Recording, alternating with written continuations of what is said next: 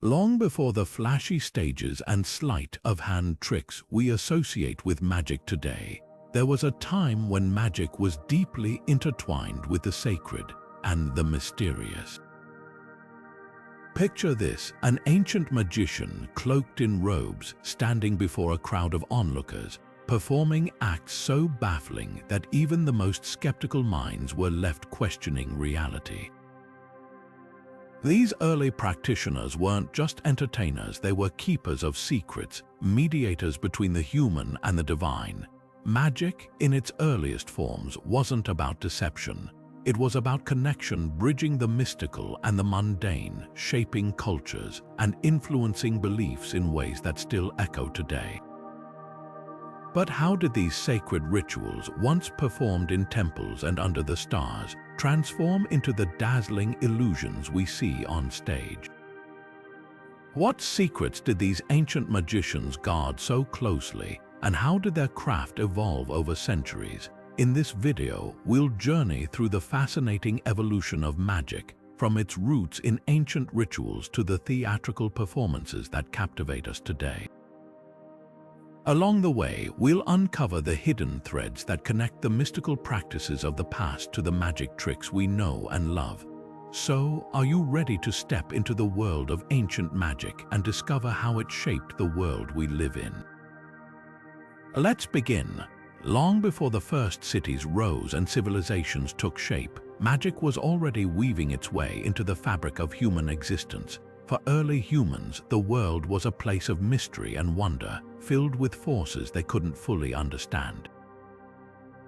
Thunder roared without warning, the sun disappeared behind the moon, and life itself seemed to flicker in and out of existence. To make sense of these phenomena, our ancestors turned to magic, a way to explain the unexplainable and exert some control over the chaos around them. At the heart of these early magical practices were the shamans, individuals believed to possess a unique connection to the spiritual realm. These figures weren't just healers or storytellers, they were intermediaries between the human world and the unseen forces that governed it. Through rituals, chants, and trance-like states, shamans sought to communicate with spirits, predict the future, and even influence the weather.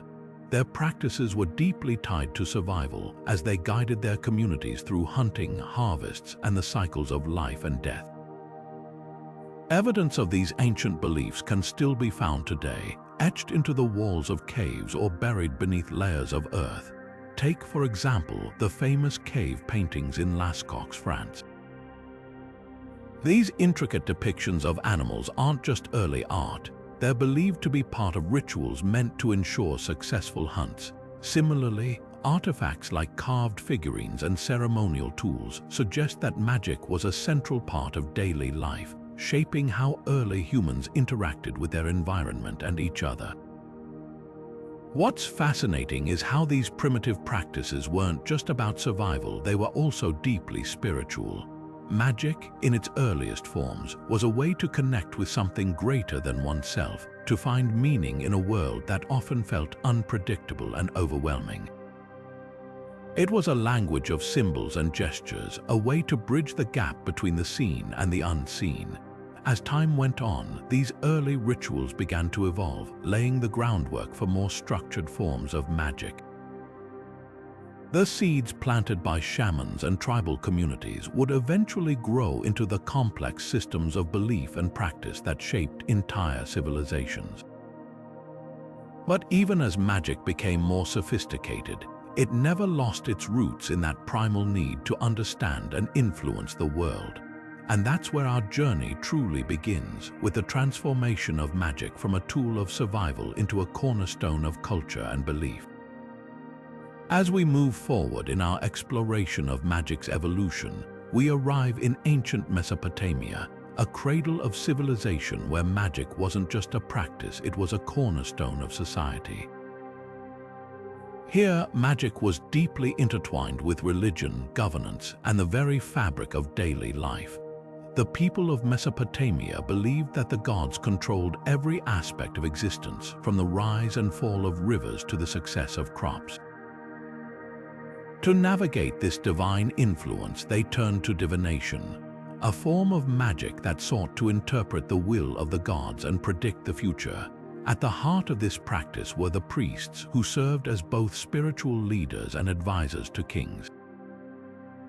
These priests were skilled in reading signs from the natural world, interpreting everything from the flight patterns of birds to the markings on animal livers. One of the most fascinating tools of divination was hepatoscopy, the examination of animal entrails. By studying the shape, color, and texture of a sacrificed animal's liver, priests believed they could uncover messages from the gods. It was a complex and meticulous process, one that required years of training and a deep understanding of symbolic meanings. But divination didn't stop at earthly signs. The Mesopotamians also looked to the heavens for guidance. They meticulously recorded celestial events, believing that the movements of the stars and planets held divine significance. This practice gave rise to the famous Enuma Anu Enlil, a series of texts that documented celestial omens and their interpretations. These texts weren't just religious documents, they were early attempts at understanding the cosmos, blending magic with what we might now call astronomy. The societal importance of these practices cannot be overstated. Divination wasn't just a spiritual exercise, it was a tool for decision-making. Kings relied on the interpretations of priests to guide everything from military campaigns to agricultural planning. In a world where uncertainty was the norm, divination offered a sense of control, a way to align human actions with divine will. This blend of magic and governance didn't stay confined to Mesopotamia. The practices of divination spread to neighboring cultures, influencing the development of magic and religion across the ancient world. The idea that the gods communicated through signs and symbols became a universal concept, shaping the way people understood their place in the universe. What's striking about Mesopotamian magic is how it reveals the dual nature of magic as both a spiritual and a practical tool. It wasn't just about connecting with the divine, it was about wielding power, influencing outcomes, and maintaining order in a chaotic world. This idea of magic as a means of control would continue to evolve, shaping the way societies approached the mystical for centuries to come. As we leave Mesopotamia behind, we begin to see how magic's role in society was shifting. No longer just a way to interpret the divine, it was becoming a tool for those in power, a way to shape beliefs, guide decisions, and maintain authority. And with that shift, the stage was set for magic to take on new forms, adapting to the needs and desires of the cultures that embraced it. From the fertile plains of Mesopotamia, we now journey to the banks of the Nile, where magic took on a life of its own in ancient Egypt. Here, magic wasn't just a tool for understanding the world. It was a vital force woven into every aspect of existence, from birth to death and beyond. The Egyptians believed that magic, or Heka, was a divine energy that flowed through the universe, a power that could be harnessed to protect, heal, and even alter destiny itself. At the heart of Egyptian magic were spells, carefully crafted words believed to hold immense power. One of the most famous collections of these spells is the Book of the Dead, a guide for the deceased navigating the perilous journey to the afterlife. These spells weren't mere incantations, they were detailed instructions designed to help the soul overcome obstacles, appease gods, and ultimately achieve eternal life. Imagine a scribe meticulously inscribing these words onto papyrus, each line a lifeline for the departed. The Book of the Dead wasn't just a religious text, it was a testament to the belief that words could shape reality, even in the realm of the dead. But magic in Egypt wasn't confined to the afterlife. It was a part of everyday life, offering protection and guidance to the living. Amulets, small charms often inscribed with magical symbols, were worn or carried to ward off evil and attract good fortune. These talismans came in countless forms: scarab beetles for rebirth, the Eye of Horus for healing, and the Ankh for eternal life. Each amulet was a physical embodiment of Heka, a tangible connection to the divine. Central to these practices were the lector priests, the magicians of their time. These individuals were not only skilled in reading sacred texts, but also in performing rituals that bridged the gap between the mortal and the divine. One of their most intriguing roles was in the creation of execration texts. These were inscriptions, often on pottery or figurines, that invoked curses against enemies of the state or threats to the pharaoh. The texts were then smashed or buried, symbolizing the destruction of the threat.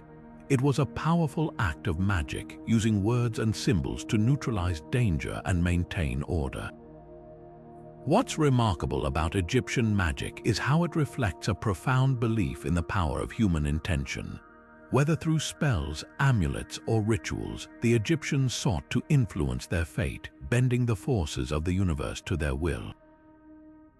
This wasn't just superstition. It was a sophisticated system of belief that shaped their understanding of life, death, and the cosmos. As we move forward, we begin to see how these ancient practices laid the groundwork for magic's evolution. The idea that words, symbols, and rituals could alter reality wasn't unique to Egypt. It was a thread that would weave through cultures and centuries, shaping the way people approached the mystical. And as magic continued to evolve, it would take on new forms, adapting to the needs and beliefs of each era. But the essence of that ancient Egyptian belief, that magic is a force to be wielded, a way to shape destiny, remains at the heart of its enduring allure. As we leave the mystical world of ancient Egypt, our journey brings us to the sun-drenched shores of ancient Greece, where magic took on a new dimension, deeply entwined with mythology and religion. Here, magic wasn't just a tool or a force, it was a narrative, a way to explore the boundaries between gods, mortals, and the natural world. The Greeks saw magic as both a gift and a danger, a power that could elevate or destroy depending on who wielded it. At the heart of Greek magic were the myth stories that brought gods, heroes, and sorcerers to life. Figures like Circe and Medea became legendary for their mastery of magic.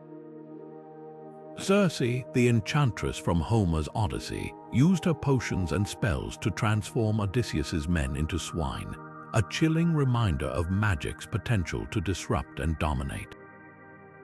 Medea, on the other hand, was a tragic figure, a sorceress who used her powers for love, revenge, and survival. Her story, filled with passion and betrayal, reflected the Greeks' complex relationship with magic, a force that could be both alluring and terrifying. These myths weren't just entertainment, they were mirrors of societal beliefs. Magic, in these tales, often served as a metaphor for the unknown, the uncontrollable, and the divine.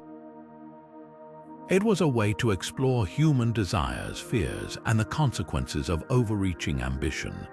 The Greeks understood that magic could be a double-edged sword, capable of great good or great harm, depending on the intentions of the user. But magic wasn't confined to the realm of myth. In everyday life, the Greeks turned to practical forms of magic to navigate their world. Cursed tablets, for example, were a common tool for seeking justice or revenge. These thin sheets of lead, inscribed with curses and buried in graves or wells, were believed to invoke the gods or spirits to act on the writer's behalf. Love spells, too, were widely used, often involving potions, charms, or incantations designed to attract or bind a lover. These practices reveal a society deeply invested in the idea that magic could influence both the seen and unseen forces shaping their lives. Yet for all its prevalence, magic in ancient Greece was also a source of tension. It was revered for its power but feared for its potential to disrupt the natural order. This duality is perhaps best captured in the philosophical debates that began to emerge. Thinkers like Plato and Aristotle questioned the morality and legitimacy of magic, arguing over whether it was a divine gift or a dangerous manipulation of the natural world.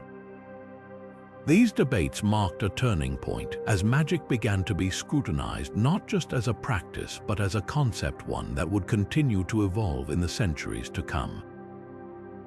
What's fascinating about Greek magic is how it reflects the broader cultural shifts of the time. It was a bridge between the mythical and the mundane, the sacred and the secular. As we move forward, we'll see how these ideas began to spread, influencing other cultures and laying the groundwork for the next chapter in magic's evolution. But for now, let's linger in ancient Greece, where magic was as much a part of the human experience as the gods themselves. As we step into the realm of ancient Greek philosophy, we encounter a fascinating shift in how magic was understood and debated. While myths and rituals painted magic as a force intertwined with gods and mortals, philosophers like Plato and Aristotle brought a new lens to the conversation, one rooted in reason, skepticism, and the nature of the soul. Their ideas not only shaped the intellectual landscape of their time, but also laid the groundwork for how magic would be perceived in the centuries to come. Plato, one of the most influential thinkers of ancient Greece, saw magic as deeply connected to the soul. In his dialogue Phaedrus, he describes the soul as a divine force, capable of transcending the physical world and accessing higher truth. For Plato, magic wasn't just about spells or potions, it was a means of aligning the soul with the eternal and the divine. He believed that true magic lay in the pursuit of wisdom and virtue, a process he called theurgy. This form of magic wasn't about controlling the external world, but about transforming the self, elevating the soul to a state of harmony with the cosmos. Aristotle, on the other hand, approached magic with a more skeptical eye. While he acknowledged the existence of phenomena that couldn't be easily explained, he sought to understand them through natural causes rather than supernatural forces. In his work Metaphysics, Aristotle argued that magic often relied on ignorance and illusion, exploiting people's lack of understanding about the natural world. He believed that what many called magic could often be explained by natural laws, even if those laws weren't yet fully understood. This rational approach marked a significant departure from the mystical interpretations of his predecessors, setting the stage for a more scientific understanding of the world. The contrast between Plato's spiritual view and Aristotle's rational skepticism highlights the duality of magic in ancient Greek thought. On one hand, magic was seen as a profound connection to the divine, a way to explore the mysteries of existence. On the other, it was viewed with suspicion, a practice that could deceive and manipulate. This tension between belief and skepticism would echo through the ages, influencing how magic was perceived in later cultures. Plato and Aristotle's ideas didn't just stay within the walls of their academies, they spread far and wide, shaping the intellectual currents of the ancient world. Their debates about the nature of magic, the soul, and the cosmos became foundational texts studied and debated by scholars for centuries. And as Greek culture spread, so too did their ideas, blending with the beliefs and practices of other civilizations. This brings us to the next chapter in our journey, the Roman adaptation of Greek magical practices. The Romans, ever the pragmatists, took the mystical traditions of Greece and infused them with their own practical sensibilities. But that's a story for another moment. For now, let's reflect on how Plato and Aristotle's perspectives remind us that magic, at its core, is as much about the questions we ask as the answers we seek. It's a testament to humanity's enduring fascination with the unknown, a thread that connects the ancient world to our own. As we move from the philosophical debates of ancient Greece, we arrive in the bustling streets of ancient Rome, where magic took on a life of its own, blending practicality with spectacle.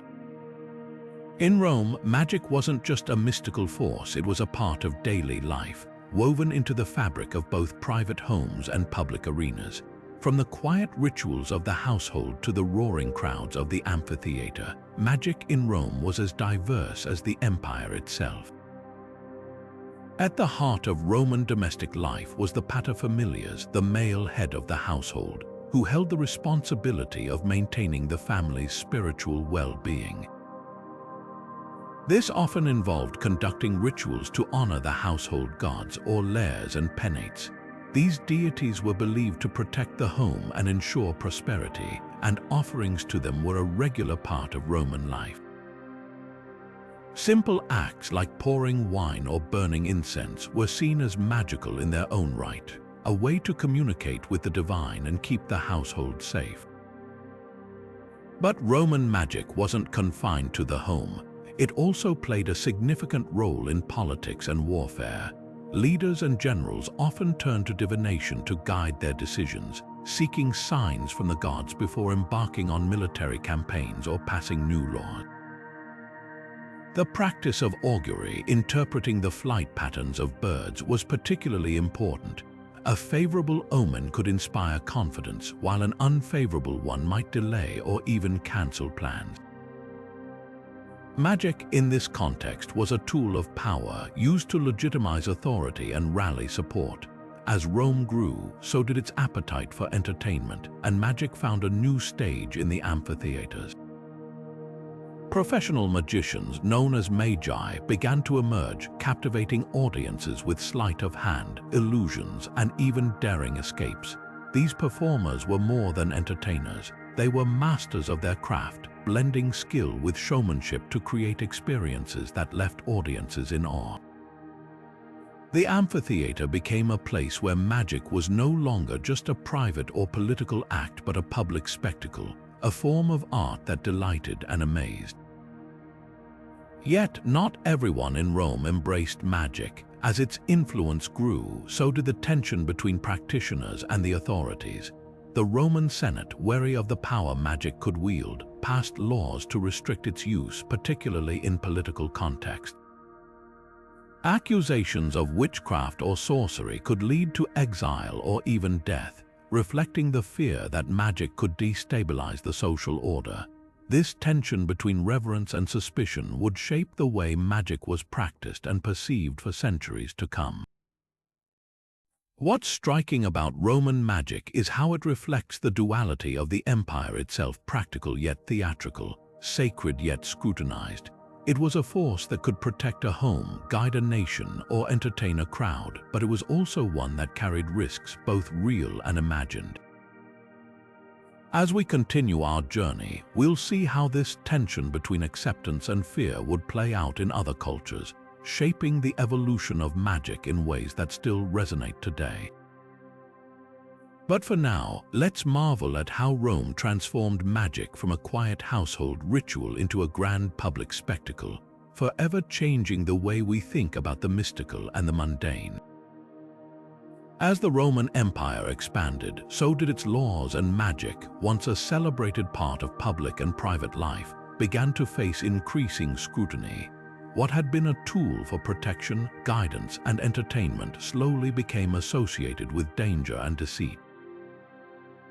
This shift wasn't just cultural, it was codified into law, particularly under the Lex Cornelia de Sicariis et Beneficiis, a statute passed in the 1st century BC.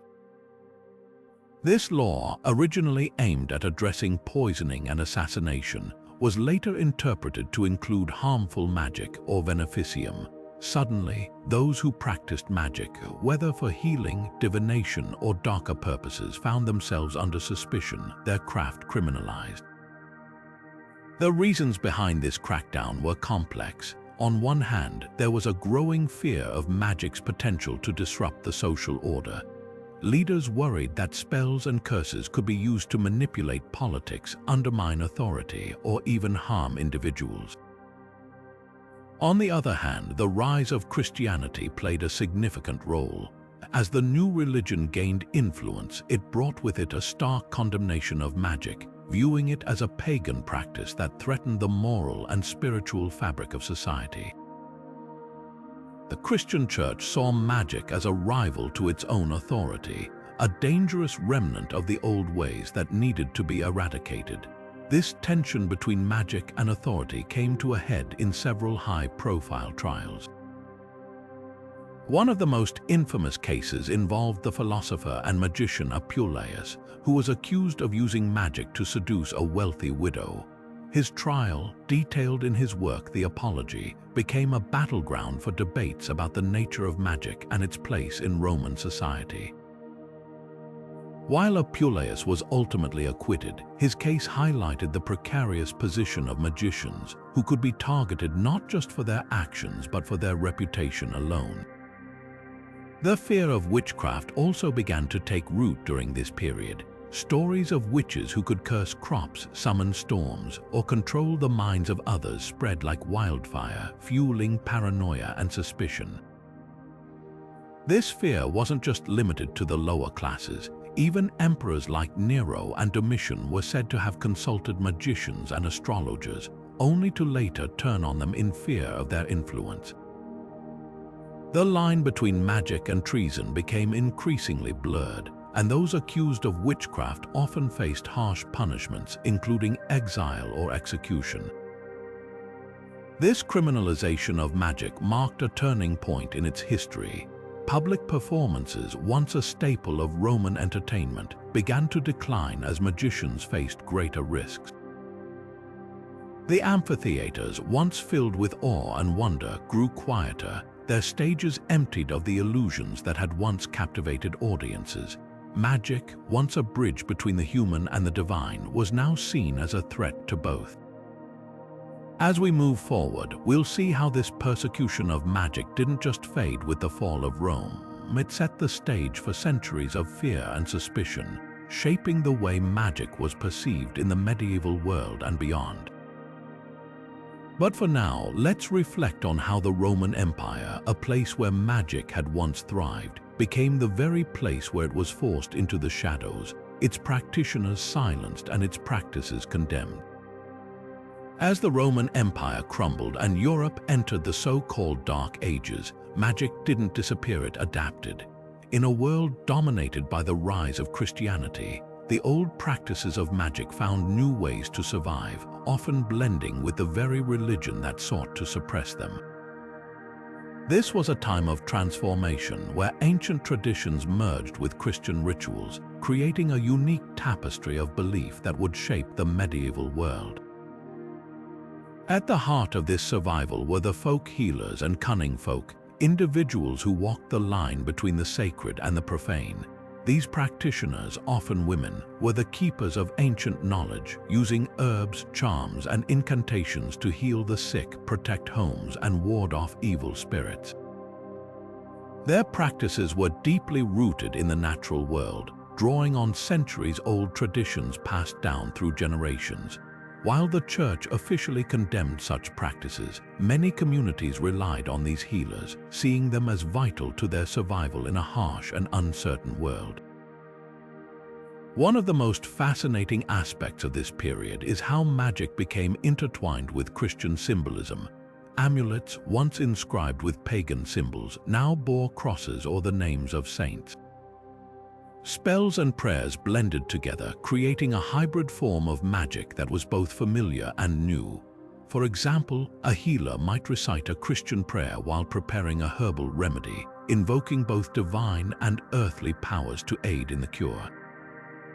This blending of traditions wasn't just practical, it was a way for people to hold onto their cultural heritage while navigating the demands of a changing world. Despite the Church's efforts to suppress magic, some ancient texts managed to survive, preserved by scholars and practitioners who saw their value. One of the most influential of these was the Prehistoric, a medieval grimoire that compiled astrological and magical knowledge from Arabic, Greek, and Roman sources. This text, though often misunderstood and feared, became a cornerstone of medieval magic, offering insights into the stars, the elements, and the hidden forces of the universe. Its survival is a testament to the enduring power of magical knowledge, even in the face of persecution. The Prehistoric and other texts like it didn't just preserve ancient wisdom, they laid the groundwork for the revival of magical traditions during the Renaissance. As Europe began to emerge from the Dark Ages, there was a renewed interest in the mysteries of the past, a desire to rediscover the knowledge that had been lost or forgotten.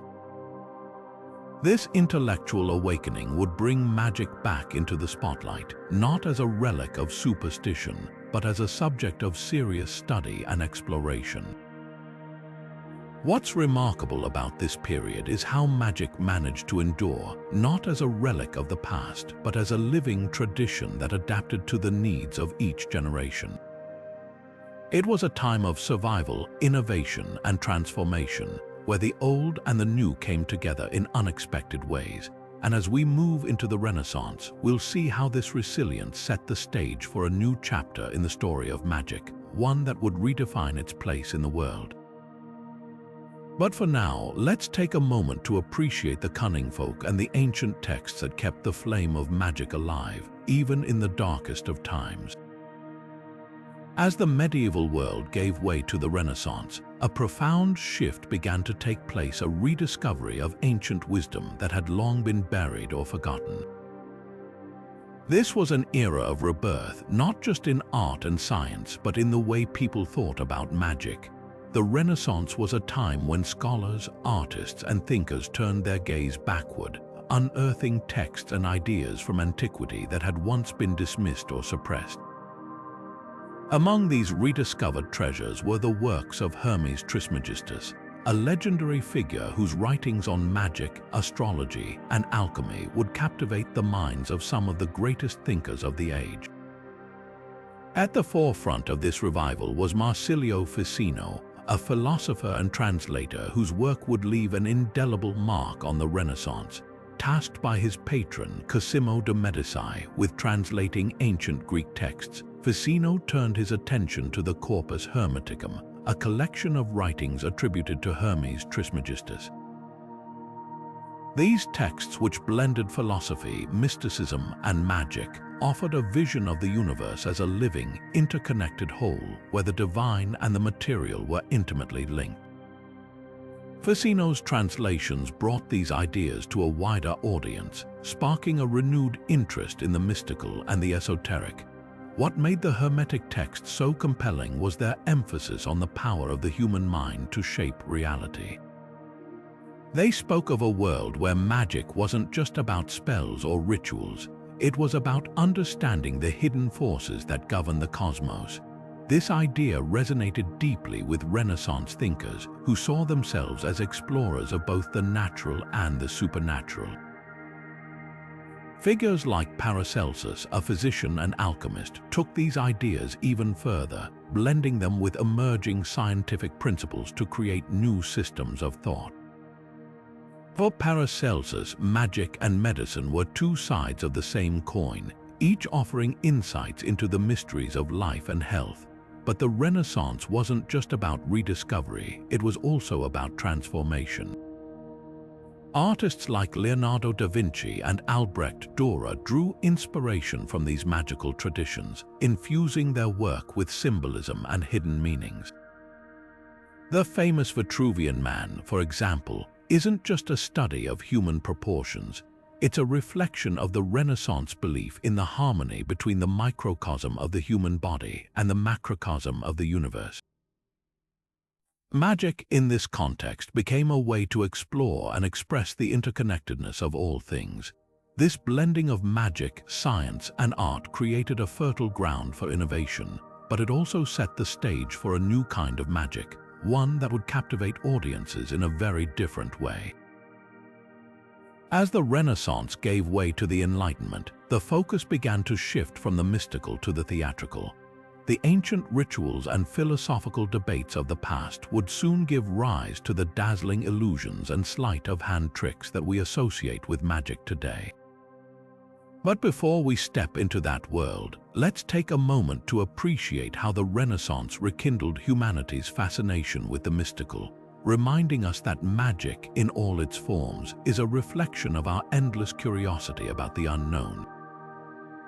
As the Renaissance gave way to the Enlightenment, magic began to shed its mystical cloak and step into the spotlight as a form of entertainment.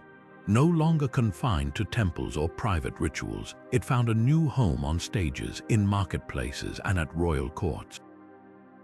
This shift wasn't just about changing venues, it was a transformation of magic's very essence, from a sacred practice to a dazzling art form designed to captivate and amaze. Traveling magicians became the stars of this new era, crisscrossing Europe to perform at fairs and festivals. These performers were more than entertainers, they were innovators, blending sleight of hand, mechanical tricks, and theatrical flair to create illusions that left audiences spellbound. Their acts were a far cry from the solemn rituals of the past, filled instead with humor, drama, and a sense of wonder. At the heart of this transformation was a growing emphasis on spectacle. Magic wasn't just about the trick itself, but the story it told and the emotions it evoked. One of the most influential figures of this period was Reginald Scott, an English